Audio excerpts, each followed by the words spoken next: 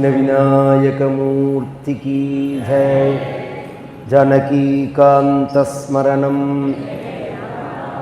गोपिका जीवन स्मरणं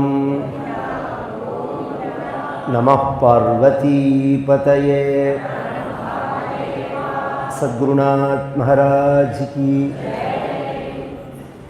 आंजनेय मूर्ति की, स्मृते सकल कल्याण भाजनम यत्र जायते पुरुषस्तमजं नित्यं व्रजामि शरणं हरिं। यः शिवो नाम रूपाभ्यां या देवी सर्वमंगला तयोः संस्मरणात् पुंसां सर्वतो जयमंगलम्। कूजन्तं राम रामेति मधुरं मधुराक्षरम् आरुह्य कविता शाखां वन्दे वाल्मीकिकोकिलम्।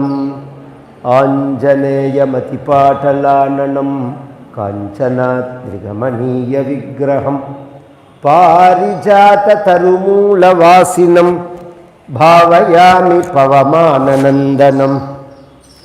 यत्र यत्र रघुनाथकीर्तनं तत्र तत्र कृतमस्तकाञ्जलिं बाष्पवारि परिपूर्णलोचनं मारुतिं नमत राक्षसान्तकं। वेदवेद्ये परे पुंसि जाते दशरथात्मजे वेदः प्राचेतसादासीत् साक्षाद् रामायणात्मना। वैदेही सहितं सुरद्रुमतले हैमे महामण्टपे मध्ये पुष्पकमासने मणिमये वीरासने सुस्थितम्। अग्रे वाचयति प्रभञ्जनसुते तत्त्वं मुनिभ्यः परं व्याख्यान्तं भरदादिभिः परिवृतं रामं भजे श्यामलं। कोदण्डमण्डितकरात् कमलायताक्षात् सीतामुखाब्जमधुपात् कमलाभिरामात् मार्ताण्डवंशतिलकात् मनुजेन्द्रवेषात् रामात् परं किमपि तत्त्वमहं न जाने।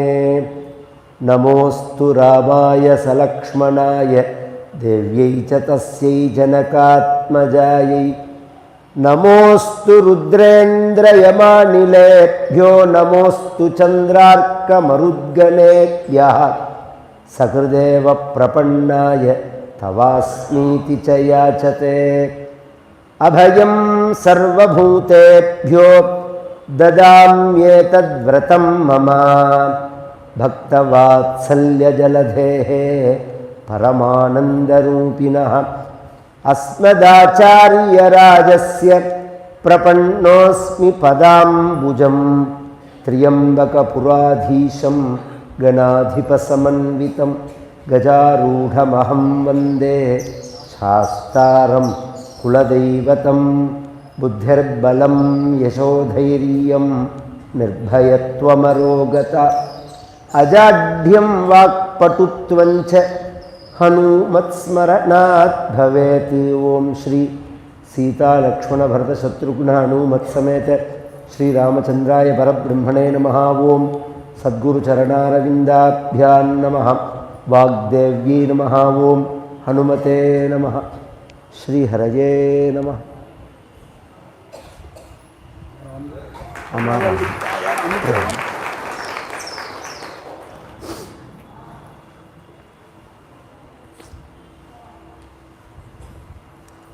ततः सीतां समानीय सर्वाभरणभूषितां समक्षमग्ने संस्थाप्य राघवाभिमुखे तदा अब्रवीज्जनको राजा कौसल्यानन्दवर्धनम्।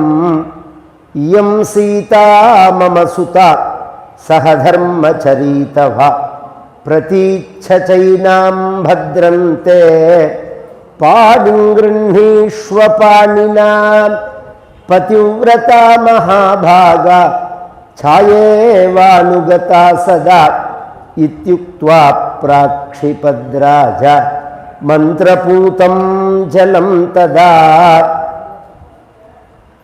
பவனஜஸ்துதி பாத்ர பாவன சரித்ரா ரவி சோமவர நேத்ர ரமணீய காத்ரா சீதா கல்யாண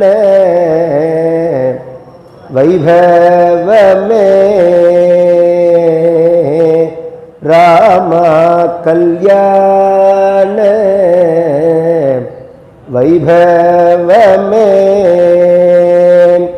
பரமேசனுத கீத பவஜலதி போதா धरणि कुल संजात त्यागराजनुता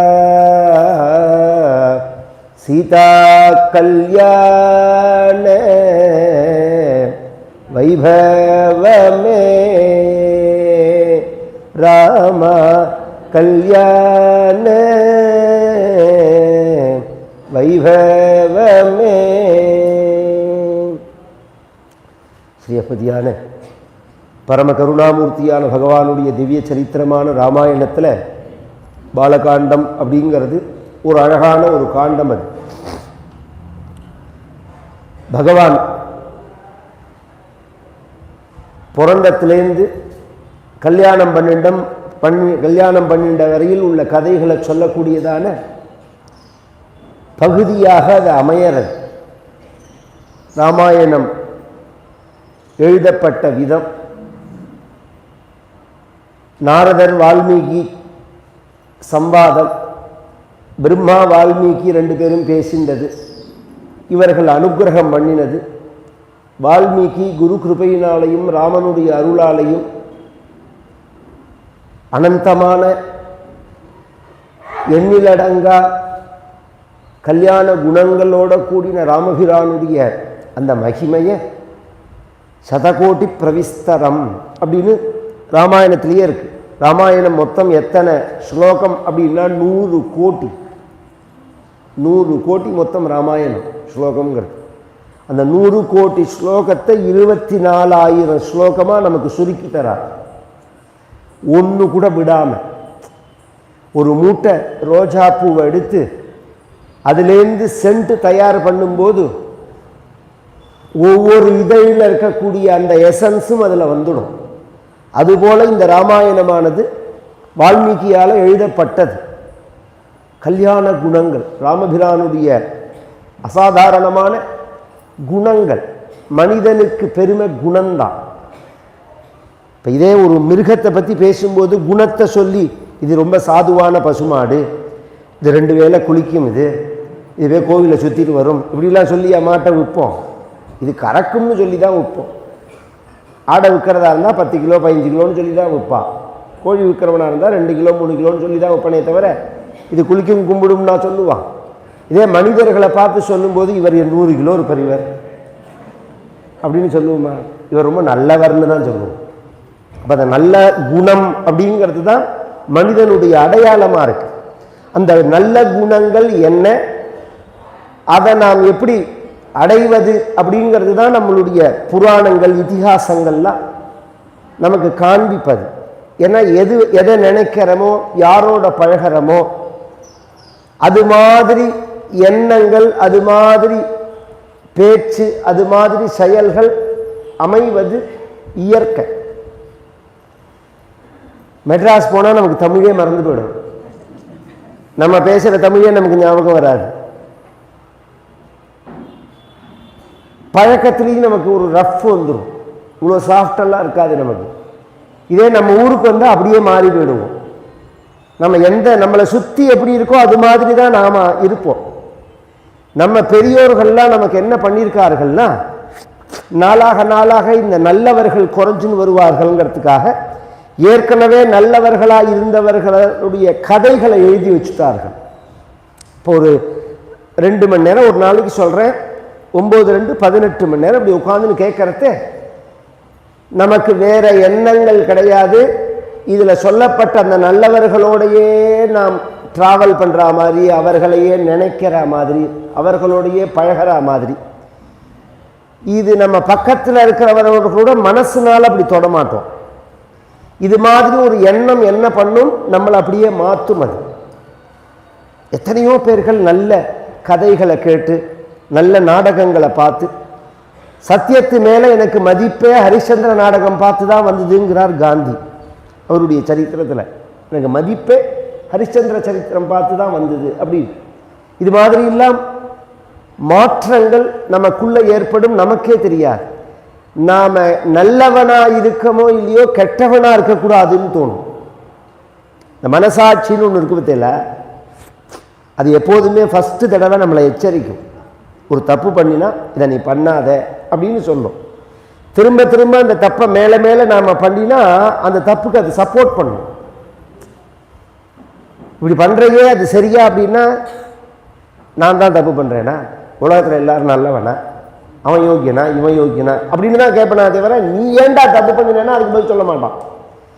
இது உலகத்தில் பழக்கம். இது இந்த மாதிரி சரித்திரங்களை கேட்கும்போது அந்த மனசாட்சியை தட்டி விடும், எழுப்பி விடும். அது ஓ இப்படி தான் இருக்கணும், நாம் தப்பாக இருந்துட்டோம், இப்படி தான் இருக்கணும் அப்படின்லாம் நமக்கு தோணும். அது மாதிரி உயர்ந்ததான ஒரு சரித்திரம். அதுவும் பிரத்யேகமாக ஒரு நாடகம், ஒரு சினிமா, ஒரு புஸ்தகம், இதெல்லாம் நம்ம படிக்கிறது அந்த அமைப்பு எப்படி இருக்கும்னு வச்சுக்கோங்க. ஒரு ஹீரோ இருப்பா, ஒரு வில்லன் இருப்பான். ஹீரோ நல்லவனாக இருப்பான், வில்லன் கெட்டவனாக இருப்பான். கெட்டவனான அந்த வில்லன் பண்ணுற அயோக்கியத்தனத்தெல்லாம் 1.25 மணி நேரம் காமிச்சிட்டு கடைசியில் அந்த ஹீரோ அந்த கெட்டவனை அழிக்கிற மாதிரி காமிப்பான் சினிமாவே. இந்த சினிமாவே எப்படி இருக்குன்னா, கெட்டதை தான் மிகுதியாக காமிக்கிறது. அவன் சொல்ல வர மெசேஜ் உயர்ந்த மெசேஜாக இருக்கும்.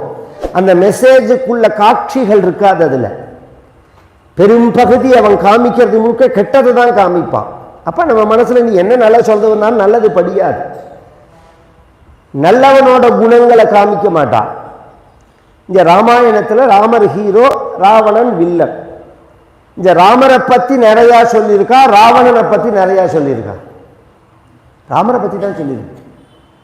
இந்த கதைங்கிறது வில்லனை அழிச்சதில்லை, பின்ன ஸ்வச்சாரித்திரமேவ சரித்திரம் அப்படின்னு சாரித்திரேனச்ச கோயுக்தா அப்படின்னு முதல்ல ஒரு கேள்வி 16 கேள்வியில். சாரித்திரம் அப்படின்னா நன்னடத்தைன்னு அர்த்தம். கேரக்டர், நல்ல கேரக்டராக இருக்கணும் அப்படிங்கிறது. அந்த நன்னடத்தைக்கு தான் சாரித்திரம்னு பேர். அந்த நன்னடத்தையே தான் இங்கே சரித்திரம். ராமாயணம்ங்கிறது என்ன? ராமருடைய வாழ்க்கை தான். அவர் எவ்வளோ நல்லவராக இருந்தார், எவ்வளோ நேர்மையாக இருந்தார், எவ்வளோ கருணையோடு இருந்தார், எவ்வளோ தர்ம சிந்தனையோடு இருந்தார், எவ்வளோ பொறுமையோடு இருந்தார், எவ்வளோ கண்ணியமாக இருந்தார், அப்படி எளிமையாக இருந்தார் அப்படிங்கிறதெல்லாம் இந்த ராமாயணம் முழுக்க சொல்லப்படுறது. அதில் ஒரு பகுதியான பாலகாண்டத்தை எடுத்து இந்த வருஷம் என் பெருமானுடைய சந்நிதியில் சொல்லக்கூடிய பாக்கியம் கிடைச்சது. இது எவ்வளோ பெரிய ஒரு சாநித்தியமான ராமர், இவர் கம்பீரமான ராமர். அயோத்தியில் அமையற ராமர் கோவிலில் உள்ள ராமர் கூட இவர் மாதிரி இருக்க மாட்டார். நாளைக்கு ராமர் கோவில் அமைஞ்சா கூட இது மாதிரி ஒரு ராமரை அமைச்சுட முடியாது.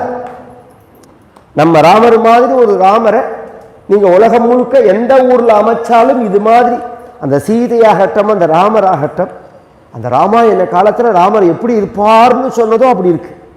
அந்த ராமரை பார்க்கறதே, சீதையை பார்க்கறதே அப்படி ஒரு கம்பீரம், அப்படி ஒரு கருணை, வர்ணிச்சிட முடியாது. எல்லாத்துக்கும் மேலே அனுபவம்தான் மனித வாழ்க்கையில் தெய்வத்தை உணர வைக்கிறது. எத்தனையோ தடவை சொல்லிட்டேன், திருப்பியும் ஒரு தடவை சொல்கிறேன். 2021 டிசம்பர் அன்னைக்கு, டிசம்பர் மாதத்தில் இங்கே ஒத்தர் கிடையாது. இத்தனை பேர் இருக்கணும் இப்போ கோவிலில். அன்றைக்கி ஒத்தர் கிடையாது. நான் எங்கள் ஆத்து மாமி 2 பேர் தான் இந்த ராமரை பார்க்குறோம். பிரமிச்சு போயிட்டேன் நான். இப்படி ஒரு ராமரா, இப்படி நம்ம பார்த்ததே இல்லையே, இப்படி ஒரு ராமரா, அப்படி ஒரு ராமரான்னு பிரமிச்சு போய் அங்கே பூஜை பண்ணுற ஒருத்தட்ட கேட்டேன், நான் அப்படி இந்த ஓரமாக உட்காந்து ஒரு 9 நாள் ராமாயண பாராயணம் பண்ணலாமா, எனக்கு ராமருக்கு முன்னாடி பாராயணம் பண்ணணும்னு ஆசையாக இருக்குது அப்படின்னு சொன்னேன். இல்லை சுவாமி, இந்த ஈவோலாம் கேட்கணும், அவெல்லாம் ஒத்துப்பாளான்னு தெரியாது எனக்கு, இது கவர்மெண்ட்டோட கோவில் இது, அதனால் எனக்கு தெரியாது, நான் இதில் இருக்கிறவர் தான், முறையில் உள்ளவர் தான், அவர் பெரிய, இப்போ நான் பார்த்த யாருன்னு கூட எனக்கு ஞாபகம் இல்லை, இது இப்போ பார்க்குற முகமே இல்லை அவர். சரின்னு விட்டுவிட்டேன். நான் ராமர்கிட்ட பிரார்த்திச்சுட்டு கிளம்பி நான் அடுத்தது சார்ங்கபாணியை தரிசனம் பண்ண. இப்படி பல எல்லாத்தையும் சோமேஸ்வரர், மங்களாம்பிகை, கும்பேஸ்வரர், காசி விஸ்வநாதர், நாகேஸ்வரர், இவா எல்லாரையும் அன்றைக்கி பிரதோஷம் அன்றைக்கி எல்லாரும், ஏன்னா பிரதோஷத்தில் ந பிரதோஷே ஹரிம் பிரசேத்து நிருசிம்மம் ராகவம் வினான்னு சாஸ்திரம். பிரதோஷ சமயத்தில் சிவன் கோவிலுக்கு தான் போகணும், பெருமாள் கோவிலுக்கு போகக்கூடாது. பெருமாள் கோவிலில் 2 கோவிலுக்கு போகலாம் பிரதோஷ சமயத்தில். ஒன்று ராமர் கோவிலாக இருந்தால் போகலாம், இல்லது நரசிம்மர் கோவிலாக இருந்தால் போகலாம். நப்பிரதோஷே ஹரிம் பஷ்யேத் நிருசிம்மம் ராகவம் வினா அப்படின்னு சாஸ்திரம். இந்த ராமரும் சரி நிருசிம்மரும் சரி அத்தனை மகிமை உள்ளவர்கள். இப்படி தரிசனம் பண்ணிட்டு இந்த பிரதோஷத்துக்காக தான் நான் வந்ததே, மங்களாம்பிகையும் கும்பேஸ்வரியும் தரிசனம் பண்ணணும்னு தான். இப்படி 5 கோவில் தரிசனம் பண்ணிட்டு கடைசியில் சாரங்கபாணிக்கு டைம் இருந்தது, சாரங்கபாணியும் தரிசனம் பண்ணலாம்னு போனேன். அப்போ தான் நம்ம சௌந்தரராஜ பட்டர் அப்படி ஒரு பாவுக்கர், அப்படி ஒரு பக்தி. பொதுவாக பட்டராக இருப்பா, அதிபரிச்சையாது அவஜான்னு எவ்வளோக்கு எவ்வளோ நெருங்கி பழகிறோமோ அவ்வளோக்குள்ள மரியாதை குறையும் யாருக்குமே. பெருமாள் பக்கத்துலேயே இருக்கமோன்னு நம்ம, அதனால் அந்த பக்கமே பார்க்க. திருப்பதியில் அந்த நெச்சுக்கல்ல உள்ளே போகிறதே 1 செகண்ட் 10 செகண்ட் தான் நம்ம ஏறினத்துலேருந்து பெருமாள் பார்க்குற டைமே. அதுக்குள்ளே நம்மளை திருப்பி விட்டுருவான். அதுக்குள்ளே பெருமாளை பார்ப்போமான்னு இப்படி பிரமிச்சுட்டே போயின்னு இருப்போம். மண்ணாடிண்டு இந்த கூட்டத்தில் விட்டு பிதிக்கு எடுத்துப்பான். அங்கே ஒருத்தர் உள்ளே உட்காந்துருப்பார், பெருமாள் அங்கே தனியாக வைக்கக்கூடாதுன்னு சம்பிரதாயம், யாராவது ஒருத்தர் துணைக்கி இருக்கணும். அவர் என்ன தெரியுமா பண்ணுவார், அங்கே பெருமாளை பார்க்காம நம்மளை பார்த்துட்டு இருப்பார். எனக்கு வயத்தறிச்சலாக இருக்கும். அட பாவி, இவ்வளோ கஷ்டப்பட்டு உள்ளே சுவாமியை பார்க்கறதுக்கு மண்ணாடுறோம் நாம், இப்படி பக்கத்தில் உட்காந்து அந்த பக்கம் பார்த்துன்னு அஷ்டாட்சரத்தை ஜெபம் பண்ணக்கூடாதா, துவாதசாட்சரத்தை ஜெபம் பண்ணக்கூடாதா, இந்த பக்கம் பார்த்துன்னு உட்காந்துருக்காருன்னு நினைப்பேன் நான். வயத்தறிச்சலாக இருக்கும் எனக்கு. அப்படி இல்லாத, ஏன்னா அதுக்கு ரொம்ப கிட்ட நெருங்க மரியாதை இருக்காது. அப்படி இல்லாதபடிக்கு அவரும் சரி வண்ணாவும் சரி அந்த ஸ்ரத்தா பக்தியோட அந்த அந்த அந்த சம்பிரதாயத்தில் உள்ளவா எல்லாருமே முறக்காரா எல்லாருமே. எனக்கு சார்ந்த பாணிகிட்ட கூட பக்தாலாம் எல்லாரும் இருக்கு, இந்த ராமர்னு அப்படி உருகி போறாவா, அப்படி ஒரு பக்தியோடு இருக்கார்கள். அவரை பார்த்தறதே அவர் தான் சொன்னார், 3 வருஷமா உங்க ராமாயணம் கேட்குறேன், எனக்கு நீங்க நம்ம ராமர் கோவிலில் ஒரு ராமாயணம் சொல்லணும். 10 நிமிஷம் ஆகல அந்த ராமர்கிட்ட இந்த உட்காந்துன்னு ஒரு ராமாயண பாராயணம் பண்ணணும்னு நான் ஆசைப்பட்டுட்டு போய் 10 நிமிஷத்துக்குள்ள என்னை கூப்பிட்டு ராமாயணம் சொல்லணும் அப்படிங்கிறார் அவர். அந்த ராமாயணமும் சாதாரணமாக நான் ஒத்த கிடையாது, 24 பேர் 26 பேர் ராமாயண பாராயணம், 10 பேர் பஞ்சவேத பாராயணம். இதோட பூர்த்தி அன்னைக்கு அது விசேஷமாக அந்த ராமசடாட்சரி ஹோமங்கள், ராம மந்திரங்களால் உள்ள ஹோமங்கள், பட்டாபிஷேகத்துக்கு உள்ள ஹோமங்கள் எல்லாம் முடிஞ்சு 8 கலசத்தினால விசேஷமாக அசாத்தியமான திருமஞ்சனம் ராமருக்கு அன்றைக்கி நடந்தது. அன்றைக்கி அயோத்தி மாதிரி இருந்தது இந்த கோவில். இன்றைக்குமே அப்படி தான் இருக்குது. அன்றைக்கி பார்க்குறதே ராத்திரி பர்யந்தம் ஜனங்கள் விடாமல் வந்துட்டு போனார்கள்.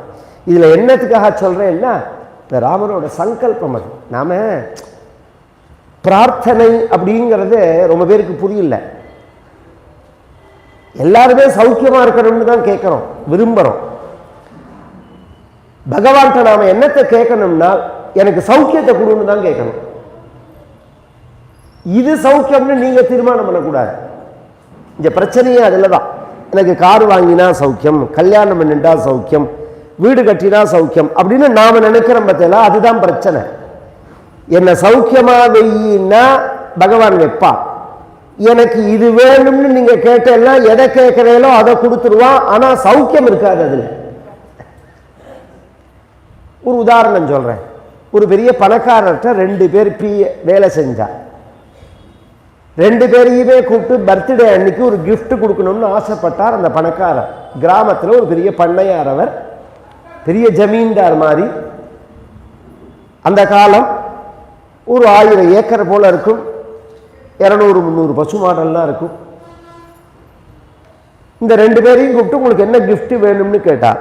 அதில் ஒருத்தர் சொன்னார், எங்கள் ஆற்றுல பால் நல்ல பாலாகவே கிடைக்க மாட்டேங்கிறது, அதனால் ஒரு நிறையா கறக்கிற பசுமாடு ஒன்று கொடுத்தேன்னா எனக்கு சௌரியமாக இருக்கும்னா. உடனே நல்ல மாடாக ஒன்று கொடுவிட்டேன்னா கிஃப்ட் கொடுத்தா. இன்னொருத்தரை கூப்பிட்டு உங்களுக்கு என்ன வேணும்னா, எனக்கும் அதே ப்ராப்ளம் தான். உங்களுக்கும் ஒரு மாடு தரேன்னா வேண்டாம்னாரு. ஏன்னா நான் மாட்டை கொண்டு வீட்டில் கட்டி வச்சு பாதுகாக்கிற அளவுக்கெல்லாம் எனக்கு சக்தியும் கிடையாது, ஆளும் கிடையாது, இடமும் கிடையாது. நீங்கள் உங்கள் வீட்டிலேருந்து வேலைக்கு வேலை 4 லிட்டரு பால் கொடுத்துருவோம். என் வாழ்நாள் முழுக்க நான் இருக்கிற வரையும் உங்கள் வீட்டிலேருந்து வேலைக்கு வேலை அங்கே தினம் 100 லிட்டருக்கு மேலே கறக்கிறது மாடு, ஒரு வேலைக்கு 4 லிட்டரு பால் கொடுங்கோன்னா. 2 பேருமே பாலை உத்தேசித்து தான் கேட்டது.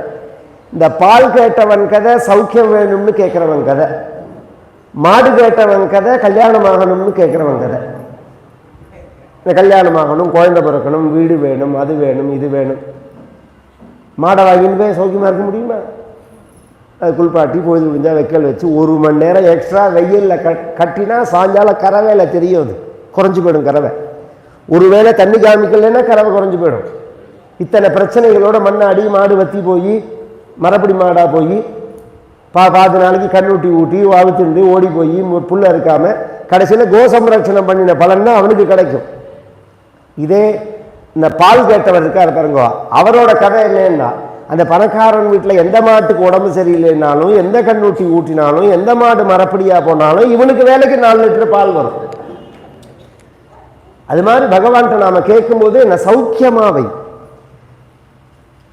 அல்லது எனக்கு எது சௌக்கியமோ அதை கொடு, அப்படிதான் பகவான்கிட்ட நாம் கேட்கணும். அந்த மாதிரி நாம் கேட்டோம்னா அதையும் தாண்டி எல்லாத்துக்கும் மேலே பிரத்யேகமாக பகவத் பிரீத்திகரமான விஷயத்தை நாம் கேட்டோம்னா பகவான் அப்படி ஒரு ஆனந்தப்பட்டு சந்தோஷப்படுவான். அது மாதிரி ராமாயணம் நடந்தது. அந்த வருஷம் ராமாயணம் சொன்னோம், அவருக்கு போரும்னு தோணலை ராமருக்கு. திருப்பி அடுத்த வருஷமும் கூப்பிட்டு நீங்கள் ராமாயணம் பண்ணணும் அப்படின்னார். ராமாயணம் பண்ணுற தேவை, இவர் திருப்பியும் சாம்ராஜ்ய பட்டாபிஷேகம் பண்ணலாம்னார். அதுக்குள்ள இப்போ தான் அந்த புண்ணியாவாச்சாரத்தை அன்றைக்கே அதி சீக்கிரமே ஜீவத் சுபுத்திரா வாப்திரஸ்துன்னு சொல்கிற மாதிரி குழந்தை பிறந்து அன்றைக்கி தான் புண்ணியாவாச்சனம் ஆகிருக்கு, அடுத்த குழந்தை பிறக்கட்டும்னு ஆசீர்வாதம் பண்ணுற மாதிரி இப்போ தான் பட்டாபிஷேகம் ஆகிருக்கு. அதுக்குள்ளே திருப்பி ஒரு 2-3 வருஷம் போகட்டும், அப்புறம் நான் சொல்கிறேன். ஆனால் ராமாயணம் சொல்கிறேன்னு, ராமர் சந்நிதியில் ராமாயணம் சொல்கிறேன்னு. அதையும் எப்படி ஆச்சுன்னா, இப்போ நான் சொல்கிற கணக்கில் வச்சுட்டு எல்லாம் 4-5 வருஷம் ராமாயணம் நடக்கும். பாலகாண்டம் 1 வருஷம், அயோத்தியா காண்டம் 1 வருஷம், ஆரண்ய காண்டம் 1 வருஷம், கிஷ்கிந்தா காண்டம் 1 வருஷம், சுந்தரகாண்டம் 1 வருஷம், யுத்த காண்டம் 1 வருஷம்னு இப்படி 4-5 வருஷம். குறைஞ்சபட்சம் 3 வருஷமே வச்சுக்கோங்க, இல்லை 4 வருஷமே வச்சுக்கோங்க. திருப்பி அடுத்த அந்த பூர்த்தி சமயத்தில் விஸ்தாரமாக திருப்பி அடுத்த சாம்ராஜ்ய பட்டாபிஷேகம் பண்ணலாம். அதெல்லாம் பகவானோட சங்கல்பம், அது வேற விஷயம் அது. ஆனால் இதில் என்னோட ஒரு ஆசைங்கிறது ராமருடைய சன்னிதானத்தில் ராமாயணம் பாராயணம் பண்ணணும்னு தான் நான் ஆசைப்பட்டேன், உபன்யாசம் பண்ணணும்னு ஆசைப்படலை. ராம சன்னிதானத்தில் பாராயணம் பண்ணணும் அப்படின்னு தான் ஆசைப்பட்டேன். அதுக்கு கூப்பிட்டு வச்சு இப்படியா பகவான் போருங்கிற அளவுக்கு இப்படி அனுகிரகம் பண்ணுவா. இந்த ராமருடைய சௌந்தர் பட்டரோட பக்தி அது மாதிரி ஜனங்கள்லாம் எப்படி ஒரு சப்போர்ட் பண்ணி எல்லாரும் பரமக்ஷேமமாக இருக்கணும். அந்த ராமனுடைய சரித்திரம்ங்கிறதே ஆச்சரியமானது, எல்லையற்றது. ஏன்னா குணங்கள் எல்லையற்றதாக இருக்கிறதுனால கதையும் எல்லையற்றதாக இருக்குது, முடிவில்லாததாக இருக்குது. எல்லையற்றதுன்னா முடிவில்லாததாக இருக்குது. இன்றைக்குமே பேசுகிறதே ஒருத்தர் பேசுகிறதே போருண்டா ஒரு ராமாயணம்னு சொல்லுவோம். போருண்டா ஒரு ராமாயணம் அப்படின்னு சொல்ல என்ன அர்த்தம்? முடிவே இல்லாத கதைன்னு அர்த்தம். எவ்வளோ சொன்னாலும் சொல்லிகிட்டே இருக்கலாம். அப்படி என்ன இருக்குன்னா அந்த வார்த்தைகளில் அத்தனை விஷயம் இருக்கு. கருணை, ஒரு மனிதன் இப்படி இருக்க முடியுமா? ஒரு மனிதனால வாழறதை இப்படி இருக்க முடியுமா? இவ்வளோ நல்லவனா இருக்க முடியுமா? இவ்வளோ நேர்மையா இருக்க முடியுமா? இவ்வளோ உயர்ந்தவனா இருக்க முடியுமா? அப்படிங்கிறதெல்லாம் நாம பார்த்து பிரமிக்கிற மாதிரி இந்த ராமாயணம் அமைஞ்சிருக்கு. ராமர் அழிச்சுன்னு விஸ்வாமித்ரர் யாக சம்ரக்ஷணமாச்சு, வேள்வியை ராமர் காப்பாற்றி கொடுத்தார். அது முடிஞ்சு கிளம்பி வர வழியில் கங்கை கரையில் ராமருக்கு கங்கை உண்டான கதையை சொன்னார். பகவான் வாமனாவதாரம் பண்ணி திருவிக்கிரமாவதாரம் பண்ணும்போது இப்படி காலை, அந்த படத்தை பார்த்த வாழ்க்கை தெரியும், இப்படி காலை வச்சு பகவான் இப்படி காலை தூக்குவான். உலகளந்த பெருமாளா, திருக்கோவிலூர்ல இருக்காளே பெருமாள், உலகளந்த பெருமாளா அப்படி காலை தூக்குவான். அந்த கால் சத்தியலோகம்னு ஒரு லோகத்துக்கு போச்சு. அங்க பிரம்மா என்ன பண்ணினார், அந்த காலில் ஜலத்தை ஊற்றி அலம்பி பாத பூஜை பண்ணினார். அந்த ஜலம்தான் கங்கைங்கிறது. இந்த உலகளந்த பெருமாளுடைய கால அலம்பின ஜலம்தான் கங்கைங்கிறது. அது சொர்க்கலோகத்தில் நதியா இருந்தது, இஞ்ச கிடையாது. சொர்க்கலோகத்தில் இருக்கிறதே அதுக்கு விஷ்ணுபதி அப்படின்னு பெயர். சிவபெருமானுடைய தலையில விழுந்து அதுலேருந்து வரத்தே அதுக்கு அலகநந்தா அப்படின்னு பெயர். பகீரதன் பின்னாடி போனதுனால பாகீரதி அப்படின்னு பெயர். காம் அப்படின்னா பூமின்னு அர்த்தம். காம் கா கங்கா. அவள் மேல இருந்தவள், சொர்க்கத்தில் இருந்தவள். இந்த பூமியை தொட்டத்தினால அவளுக்கு கங்கை அப்படின்னு பெயர். இத்தனை பெயர்களோடு உள்ளவள் எதற்காக வந்தாள் அப்படின்னா பிதற்களை கரையேற்றுறதுக்காக. இது மாதிரி உயர்ந்த மகான்களுடைய பாதத்தை நாம் அலம்பினாலே அதுல உள்ள ஈரங்காயர பர்யந்தம் தாவத் புஷ்கர பர்ணேன பிபந்தி பிதரோ அமிர்தம் அப்படின்னு சாஸ்திரம். ஒரு உயர்ந்த மகான வீட்டுக்கு வரவழைச்சு அவர்களுடைய காலை நாம் அலம்பினோம்னா அந்த காலில் உள்ள அந்த ஈரம் காயற பரியந்தம் பிதர்களுக்கு இந்திரன் தாமரை இலையில வச்சு அமிர்தத்தை கொடுப்பனாம் நம்ம பிதர்களுக்கு அப்படின்னு சாஸ்திரங்கள் சொல்றது. எல்லாமே இதை அனுசரிச்சுதான உபச்சாரங்கிறது. எல்லாமே கிரேடு உண்டு. சொர்க்கம்னு ஒன்னவே சொர்க்கத்திலையும் ஒரே மாதிரி நினைக்க வேண்டாம். இப்போ ரயிலில் எப்படி சாதாரண அன்ரிசர்வேஷன், பர்த்து, 3 டயர், செகண்ட் ஏசி, ஃபர்ஸ்ட் அப்படிலாம் சொல்கிறோமோ, ஃப்ளைட்டில் போனாலே எக்கானமி, விஐபி அப்படின்னு இருக்கணும், பிஸ்னஸ் கிளாஸ்ன்னு இருக்கு பார்த்தீங்களா, அது மாதிரி சொர்க்கத்திலையும் உண்டு. சாதாரணமாக உள்ளவர்களும் உண்டு, உயர்ந்த நிலையில் உள்ளவர்களும் உண்டு. நாம் இது மாதிரி எல்லாம் புண்ணிய காரியங்கள் பண்ணும்போது நம்மளுடைய பெரியோர்களை பிதற்களை அங்கே உள்ளவர்கள்லாம் உயர்ந்த நிலையில வச்சு பூஜை பண்ணுவார்கள். அப்படி பூஜை பண்றதே நாம பண்றதுனால அவர்களுக்கு பண்றதே அவர்கள் நமக்கு ஆசீர்வாதம் பண்ணுவார்கள். பிதர்களுடைய ஆசீர்வாதம் ஒரு குடும்பத்தில் இருந்ததுன்னா தந்தும் தன்வன் பித்ருன் யஜேது அப்படின்னு சாஸ்திரம். இதெல்லாம் நான் வார்த்தைகளை சொல்லி சொல்லி பேசுறேன், கவனிச்சாதான் உங்களுக்கு தெரியும். வெறுமன ஒரு விஷயத்தை நான் சொல்லிட்டு போகல, அதுக்கு என்ன சாஸ்திரத்தில் சொல்லியிருக்கோ அந்த சம்ஸ்கிருதத்தை சொல்லிடுறேன். ஏன்னா பிரமாணத்தோட பேசணும். நாம முன்னோர்களை நாம பூஜை பண்ணினா அதுக்கு என்ன பலன்? நம் குழந்தைகள் என்ன இருக்கு, அதுக்கு தான் பூஜை பண்றது.